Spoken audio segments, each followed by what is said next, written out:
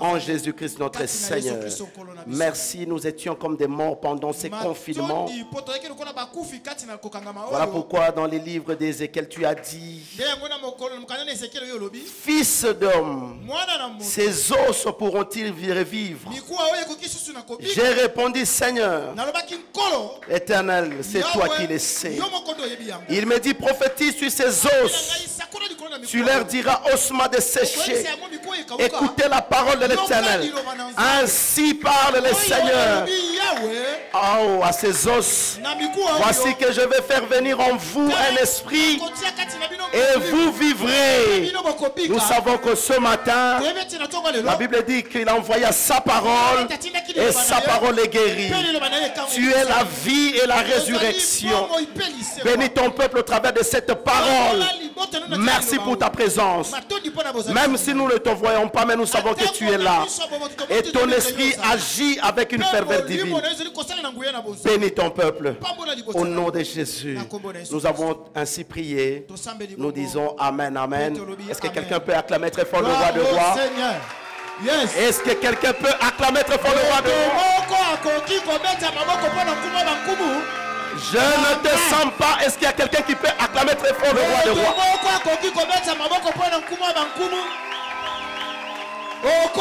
5 mois de repos.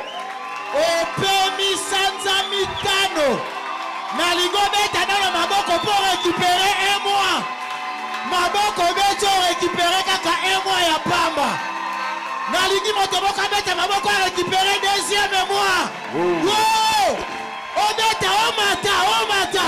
On récupérer troisième mois. Merci. Ba maboko nyoso bomba obeta.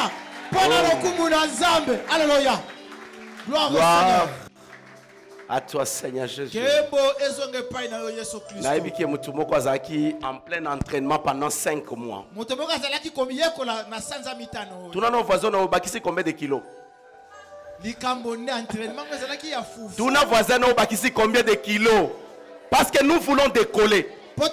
Il faut que tu sois souple avant de décoller.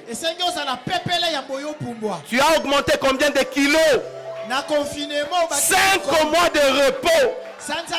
Tu ne faisais que manger, dormir, manger, dormir. Pendant les 5 mois, les aigles étaient dans la présence de Dieu. Amen, amen. Amen. Que Dieu vous bénisse abondamment. Amen. Nous allons nous asseoir pendant un petit moment.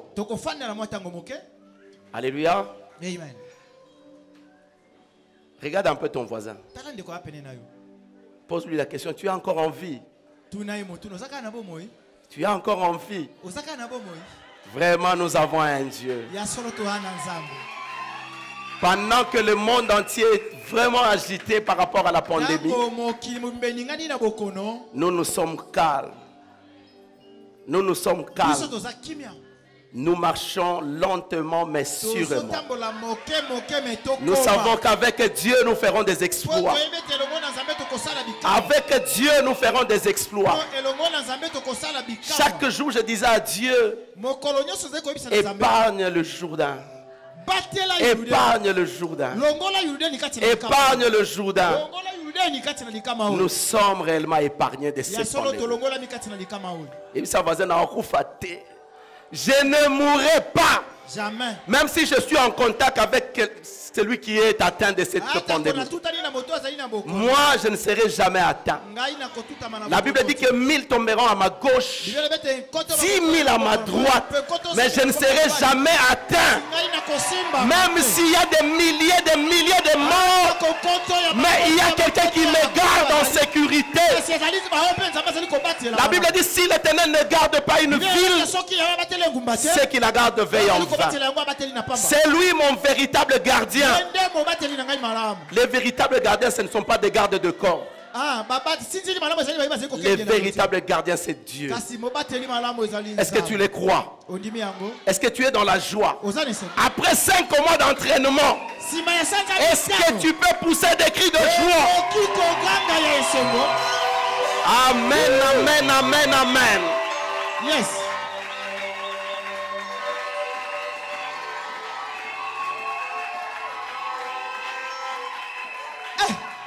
Je n'ai jamais vu un homme qui passe près de la croix et rester le même.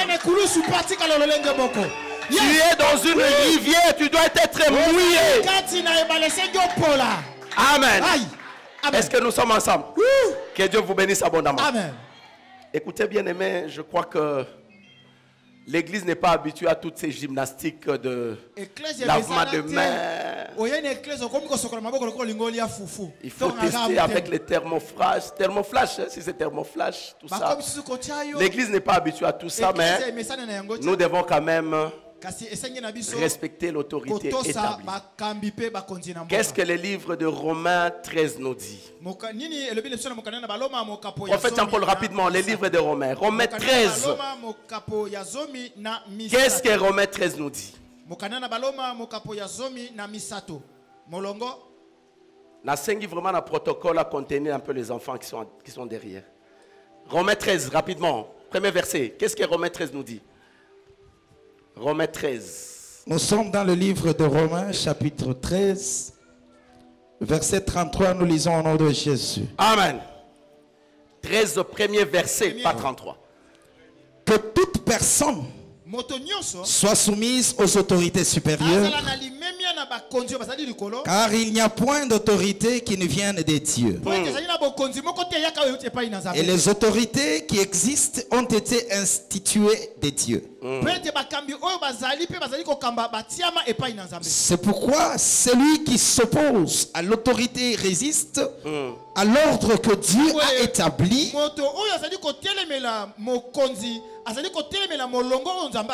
Et ceux qui résistent atterriront une condamnation sur eux-mêmes. Acclamons très fort pour la parole de Dieu. Que Dieu vous bénisse.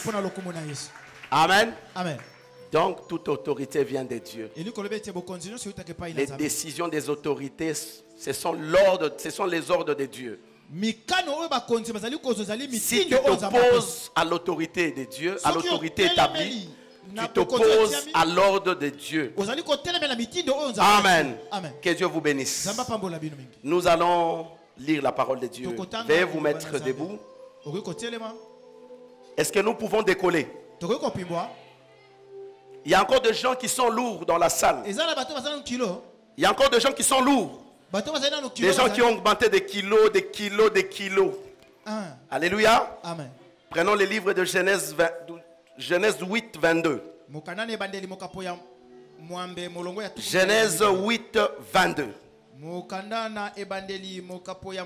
Nous sommes dans le livre de Genèse, chapitre 8, verset 22e. Nous lisons au nom de Jésus-Christ. Amen. Amen. Tant que la terre subsistera, les semailles et la moisson, le froid et la chaleur,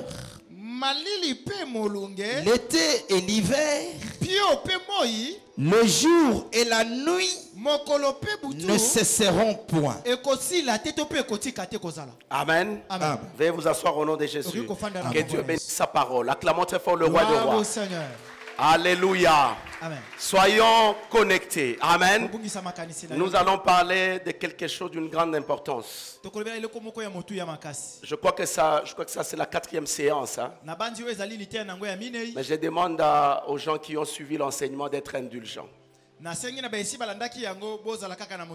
Alléluia. Pendant les 5 mois de la fermeture de l'église, il s'est passé beaucoup de choses parce que j'ai suivi parfois des politiciens. Les politiciens, lorsqu'il s'agissait de l'église,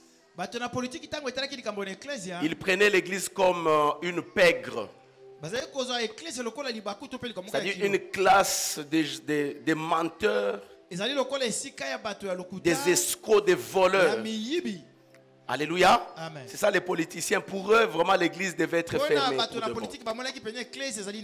Mais si Dieu n'a pas encore décidé, personne sur terre ne peut décider sur son église. Alléluia. Que Dieu vous bénisse abondamment. Ce qu'un homme fait de son temps,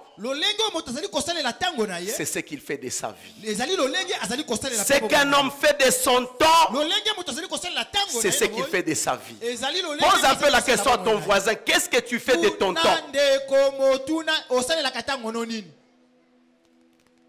Si tu es toujours en retard, tu ne sais pas respecter le temps, sache que ta vie sera toujours en retard. Si tu respectes le temps, sache que ta vie sera toujours en avance. Parce que les deux choses marchent toujours ensemble.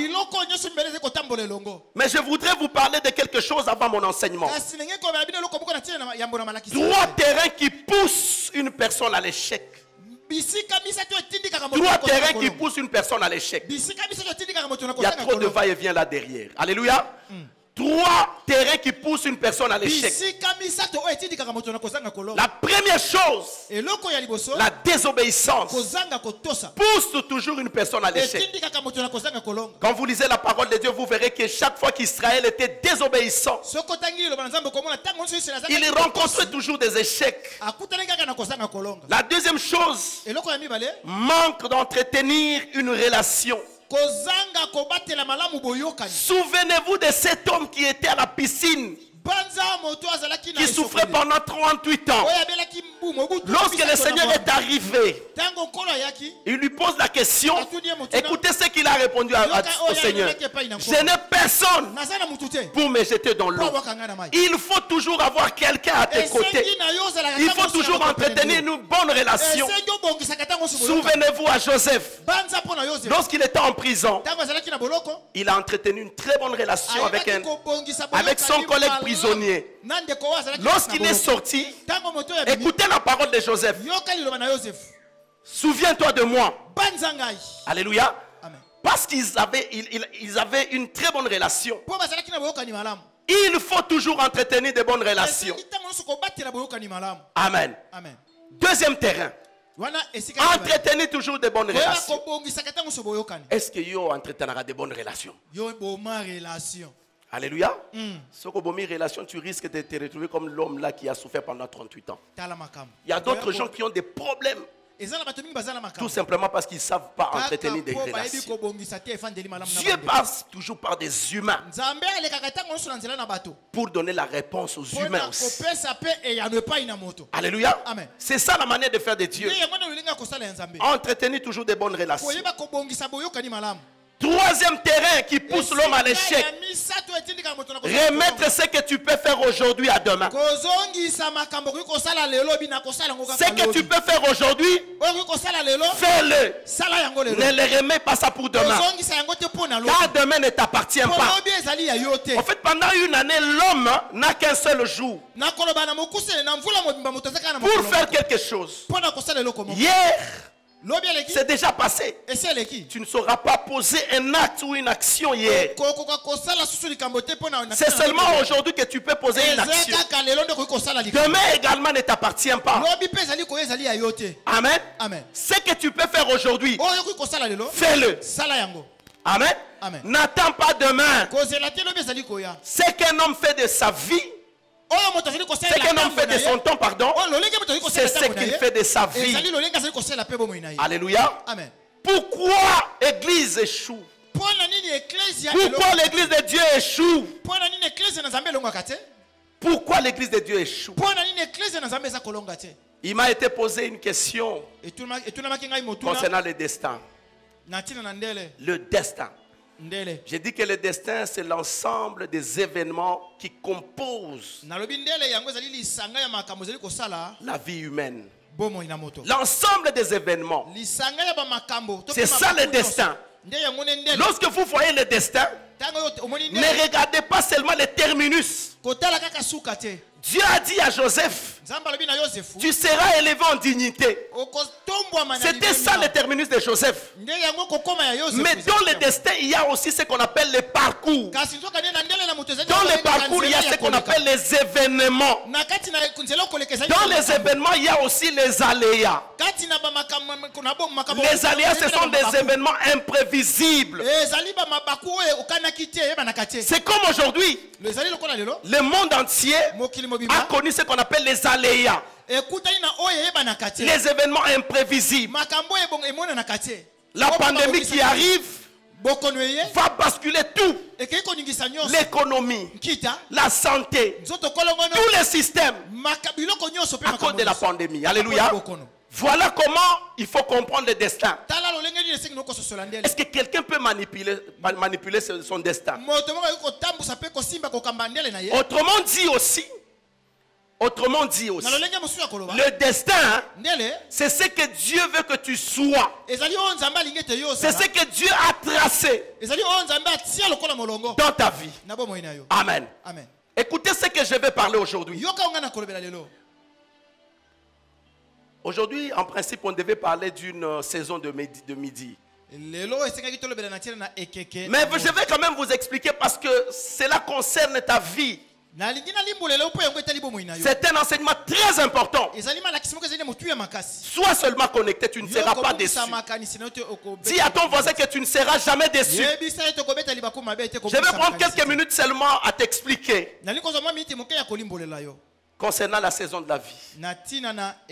Alléluia. Amen. Écoutez bien aimé, la Bible dit tant que la terre subsistera, les semailles et la moisson, la chaleur et le froid, l'été et l'hiver, les jours et la nuit ne cesseront pas.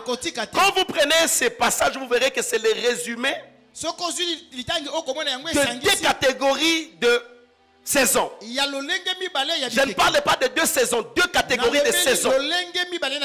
Oui, il y a des gens qui disent que c'est ma saison. Oui, c'est une bonne chose. Il faut comprendre les saisons, comment est-ce que Dieu travaille.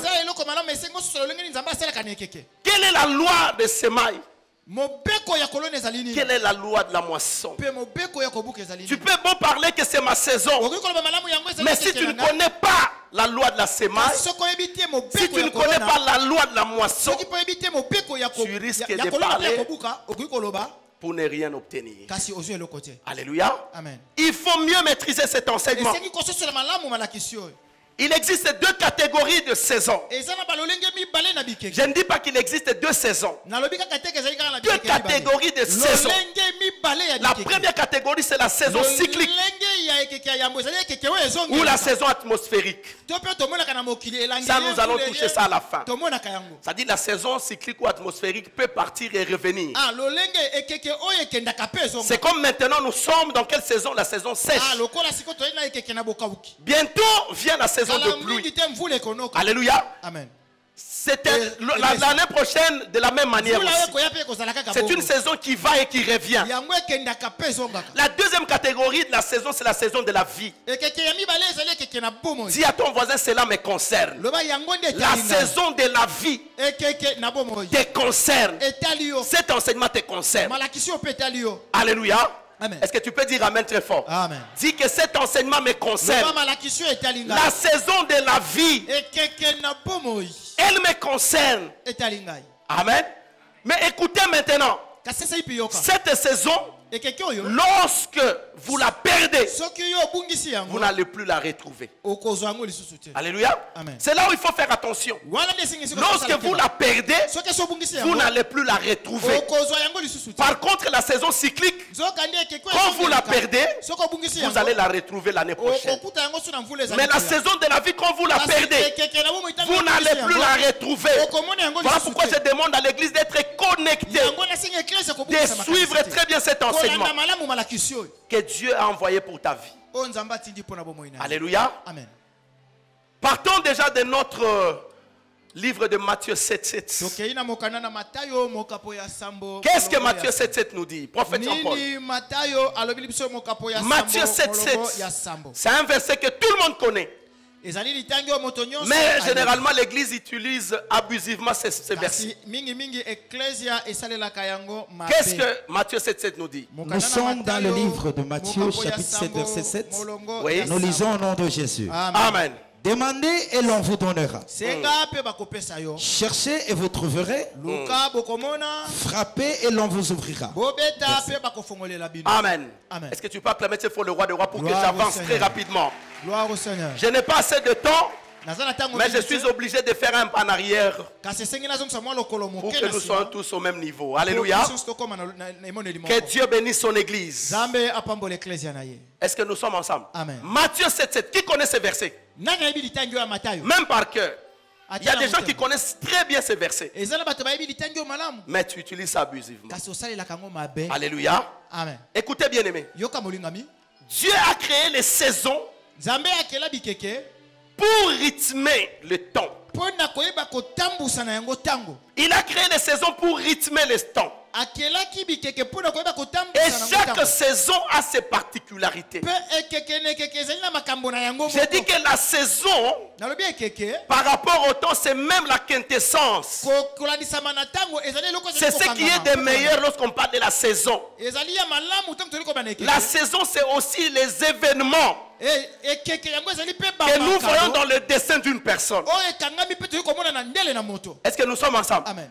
Donc je disais que la saison de la vie, elle est composée en 3 parties. La première partie, c'est la saison du matin. La deuxième partie, c'est la saison du midi. La troisième saison, c'est la saison du soir ou la saison de la nuit. Amen, amen. Tu es dans quelle saison? Tu es dans quelle saison? Tant que la terre subsistera, les semailles et la moisson, la chaleur et le froid, l'été et l'hiver, le jour et la nuit ne cesseront pas. Tu dois comprendre la loi de la semaille. Tu es dans quelle saison? La première saison commence de 0 à 30 ans. La deuxième saison commence de 31 ans à 61 ans. La troisième saison jusqu'au-delà. Voilà pourquoi j'ai dit le soir jusqu'au même la nuit. Amen. Tu es dans quelle saison? Tu as quel âge? Cela te concerne. Parce que nous allons faire une récapitulation.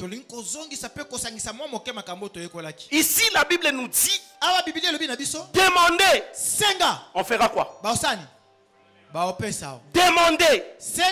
Mais qui est censé demander? Je commence par la première saison. La saison du matin, c'est la saison de l'enfance. C'est la saison où les parents investis dans l'enfant. C'est la saison de l'investissement. C'est la saison de la semaille. La semaille, c'est l'action de s'aimer. Amen. C'est la saison de la semaille. Là où les parents doivent s'aimer des valeurs. Je vais vous donner un exemple. Parce que lorsque vous êtes parent, vous avez un enfant. Pourquoi j'ai dit de 0 à 31 ans? À 30 ans. De 0 à 30 ans parce que lorsque l'enfant est encore dans le sein de sa mère, on commence déjà à investir dans l'enfant. On donne la nourriture à sa maman et sa maman va nourrir son fils. Alléluia. C'est-à-dire, il y a déjà un décor planté. L'enfant qui est dans le ventre n'a pas besoin de demander. Mais déjà, c'est le droit de cet enfant qui est encore dans le ventre de l'enfant. Le droit de l'enfant, c'est le devoir de son père. Est-ce que quelqu'un m'entend? Lorsque l'enfant vient au monde, on continue l'investissement. Quel est l'investissement on continue dans la vie de l'enfant? L'habillement, les repas, la scolarité. Ce sont les investissements qu'on met dans la vie de l'enfant. Même si l'enfant va aller à l'école de son propre gré. Mais néanmoins, l'enfant va à l'école parce que c'est ça la volonté de son père. Le papa veut que son enfant soit grand. Il a intérêt à investir dans la vie de cet enfant pour qu'il soit grand. Mais écoutez bien aimé, dans cette saison de l'enfance, l'enfant doit demander. Parce que l'enfant n'est pas productif. C'est la saison de l'investissement. C'est la saison de semailles. On sème dans la vie de l'enfant. On sème les études, sachant qu'un jour l'enfant va récolter le travail. Amen. Amen. On sème les études. On sait qu'un jour il va moissonner le travail. Mais nous sommes encore dans la première saison. Qu'est-ce que l'enfant peut demander? L'enfant ne peut demander que les ingrédients qui accompagnent cette saison. Quels sont les ingrédients qui accompagnent cette saison? Les études, la nourriture, l'habillement. L'enfant ne peut pas demander autre chose que ces ingrédients attachés à cette saison. Lorsque vous lisez Matthieu 7:7, vous verrez déjà qu'il y a une division tripartite. Cela ne veut pas dire qu'il faut aller, il faut demander, il faut chercher, il faut frapper. Cette saison qui est la saison du matin, c'est la saison du demander. La saison du demander. La saison où l'enfant demande.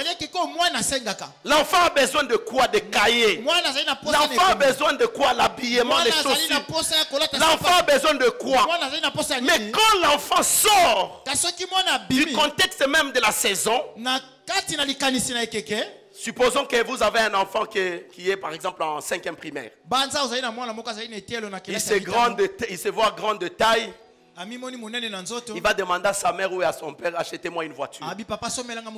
Quel est ce père qui peut acheter une voiture à son enfant qui est en 5e primaire? Amen, amen. Voilà pourquoi il y a des gens qui prient et n'obtiennent pas. Parce qu'ils ne maîtrisent pas la loi de la semaine. Ils ne maîtrisent pas des saisons. Si tu as moins de 30 ans, sache que tu es dans la saison du demander. Tu dois demander. C'est la saison qui va déterminer toutes les deux autres saisons. Les deux autres saisons que vous voyez sont les résultats de la première saison. Quand vous n'avez pas maximisé la première saison, vous ne l'avez pas rentabilisé. Lorsque vous allez vous retrouver dans la deuxième saison, vous risquez d'être un mendiant. Quelqu'un qui va faire des courbettes toujours. Quelqu'un qui aura toujours des dettes. En fait, Dieu, il crée l'homme à sa ressemblance. Pour régner. Dieu n'a jamais créé l'homme pour qu'il soit débrouillard. Nous sommes débrouillards aujourd'hui tout simplement parce que nous n'avons pas compris la loi. Nous n'avons pas compris la saison de la vie. Dieu, quand il investit en vous des valeurs, il sait qu'un jour, lui c'est lui qui investit. C'est lui qui va s'aimer. Mais le moissonneur sera toi. Est-ce que nous sommes ensemble? Les pères investissent dans l'enfant. Ils sèment dans l'enfant les études. Mais c'est l'enfant qui va moissonner le travail. Le papa ne va pas moissonner le travail. Il amène sa volonté. Mais comment alors faire pour arriver à accomplir la volonté de son père? Voilà pourquoi Dieu, quand il te donne cette opportunité, il va te donner une autre sémence. Cette sémence s'appelle le vouloir et le faire. Quand vous manquez cette sémence, vous n'allez pas évoluer. Avant d'avancer, Vous avez besoin de cette sémence. La Bible dit que Dieu produit en nous le vouloir et le faire. Le vouloir produit la volonté. Le faire produit l'obéissance. Autrement dit, obéir à la volonté de Dieu. Obéir à la volonté de son Père. Papa a déjà tracé un parcours. Je vais scolariser mon enfant. Je vais le bénir. Dès qu'il va terminer les études, il sera une grande personnalité. Et demain, il va commencer à travailler. Voilà, ça c'est la saison du midi. Quand il va commencer à travailler, il ne va pas seulement manger sans sagesse. Il va commencer à épargner. L'épargne va te permettre à ce que lorsque tu vas atteindre la 3e saison, qui est la saison du soir. Parce que dans la saison du soir, on ne demande plus, on ne cherche plus. La saison du midi, c'est la saison où les hommes doivent chercher. Tu es dans quelle saison? Tu es dans la saison du midi, tu ne fais que demander. C'est parce que tu n'as pas compris la saison du matin. Tu es la saison du soir, tu ne fais que demander. Parce que tu n'as pas compris la première saison. C'est la saison où il fallait demander. Mais la deuxième saison, c'est la saison où il faut chercher. Qu'on appelle la saison de la jeunesse. Là, il faut chercher, il faut travailler. Il faut travailler pour épargner. Et lorsque tu vas arriver à 60 ans, tu prends ce qu'on appelle la retraite. C'est alors que tu pourras maintenant te réjouir en disant que maintenant c'est le temps de la jouissance. J'ai déjà épargné dans mon grenier les nécessaires pour me permettre de vivre encore pendant longtemps. Amen, amen. Quelqu'un peut acclamer très fort le roi des rois. Acclamons très fort le roi des rois. Gloire au Seigneur. Maintenant, la question que je pose à l'église: tu es dans quelle saison? Tu es dans quelle saison? Tu es dans la saison du matin. C'est la saison où il faut faire maintenant la volonté. Il faut obéir à la volonté de Dieu. Comment obéir à la volonté de Dieu? Qu'est-ce que Dieu investit en nous?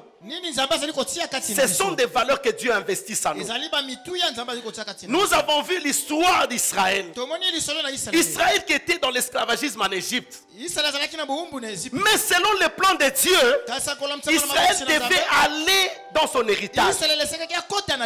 C'est ça le parcours. Mais certes, il va aller dans son héritage en passant par plusieurs événements. Lorsqu'il quitte l'Égypte, il se retrouve au désert. Lorsqu'il est dans le désert, Israël commence à se rappeler. Il commence à se rappeler des choses. La nourriture qui était en Égypte, la boisson qui était en Égypte, la jouissance qui était en Égypte. Mais ce n'était pas ça le plan de Dieu. Le plan de Dieu, c'était de sortir Israël dans l'esclavagisme. Le plan de Dieu pour ta vie, c'est de te sortir dans l'esclavagisme. Tu es encore esclave du péché. Tu es encore esclave de la misère. Tu es encore esclave de la pauvreté. Tu es encore esclave du célibat. Le plan de Dieu, c'est de te sortir de ces gouffres-là, de cet esclavagisme, et de t'amener là où coule le lait et le miel. Si tu es d'accord avec moi, acclame le roi de roi. C'est ça le plan de Dieu. Mais écoutez, là où les gens abandonnent souvent, les gens abandonnent souvent lorsqu'ils se retrouvent dans le désert. Israël a abandonné lorsqu'il s'est retrouvé dans le désert. Oh, dans le désert, bien qu'on dit que dans le désert il n'y a pas la vie. Dans le désert, ce n'est pas un lieu d'habitation. Mais dans le désert, pour nous les chrétiens, c'est un lieu de formation.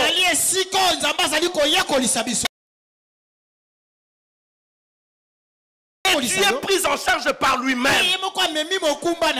Amen. Yes. C'est un lieu où Dieu te prend en charge. Un lieu où Dieu te parle. Un lieu où Dieu parle dans ton cœur. Un lieu où Dieu investit. Parce qu'il sait que tu vas passer par plusieurs événements. Mais si tu n'es pas formé, tu risques de céder. Combien de gens ont cédé? Dieu le sort de l'esclavagisme. Il se retrouve dans le désert. Là où il n'y a pas la vie. Mais il oublie une chose. C'est le seul lieu où Dieu peut te parler dans ton cœur. C'est le seul lieu où Dieu peut te former. Israël, quand il se retrouve dans le désert, la première des choses, il commence à murmurer. Il y a encore des gens qui murmurent. Les murmures constituent deux murs. Lorsque les murmures constituent deux murs, vous avez difficile à avancer. Si à ton voisin, tu avances difficilement parce que tu murmures. Tu avances difficilement parce que tu murmures. Tu viens à l'église, tu murmures. Tu pries, tu murmures. Amen. Quand tu murmures, comme ce sont deux murs, les deux murs vont te coincer et tu ne sauras pas avancer. Israël a commencé à murmurer. Raison pour laquelle Israël a passé 40 ans dans le désert. Israël ne savait pas avancer. J'ai dit à l'église aujourd'hui, qui est suffisamment enseigné, ne murmure pas, avance vers l'objectif. Ça ne va plus traîner. Si ça traîne, c'est parce que tu murmures. Mais si tu laisses de côté les murmures, sache que tu vas avancer sans obstacle. Les murmures, c'est un obstacle qui empêche aux enfants de Dieu d'avancer. Amen. Il commence à murmurer parce qu'il avait soif. Il avait soif. Mais il a commencé à rappeler Moïse. Mais lorsqu'on était en Égypte, mais on avait l'eau à notre disposition. Il y a des gens qui rappellent même à Dieu. Quand j'étais encore dans le monde, tout ce que je faisais réussissait. Il y a des gens qui rappellent à Dieu. Quand j'étais dans le monde, les hommes me couraient après. Mais depuis que j'ai accepté de te servir, les hommes ne viennent plus. Lorsque j'étais dans le monde, je pouvais nouer les deux bouts du mois facilement. Mais depuis que je suis en Christ, les choses ne marchent plus. Tes déclarations sont des murmures. Voilà. Ces murmures qui t'empêchent d'avancer. Tu ne peux jamais rappeler à Dieu les déserts et l'Égypte. Tu ne peux jamais comparer à Dieu. Comparer à Dieu avec le monde. Dieu est incomparable. Alléluia. C'est lui qui planifie le destin d'une personne. Est-ce que nous sommes ensemble? Amen. Laisse le destin couler comme la rivière. Vous savez la rivière, vous pouvez la voir ici petite, mais plus vous avancez, plus elle devient encore plus grande. J'ai dit à une personne, ton destin, plus tu avances, même s'il y a des chutes, même s'il y a des obstacles, mais plus tu avances, plus tu deviens grand. Avance. Plus tu avances, plus tu deviens grand. Même si tu rencontres des pierres qui sont dans l'eau, avance. Avance. Tu seras grand. Les gagnants ne lâchent jamais. Voilà pourquoi j'ai toujours dit que c'est ça le parcours de champion. Amen. Amen. Plus Joseph avançait, les gens pensaient que Joseph était déjà fini. Il était déjà dans les oubliettes, même de sa patrie. Mais Dieu le poussait vers son destin. Il savait que c'est le parcours des champions. La vie passe toujours par des événements, par des saisons. Mais la première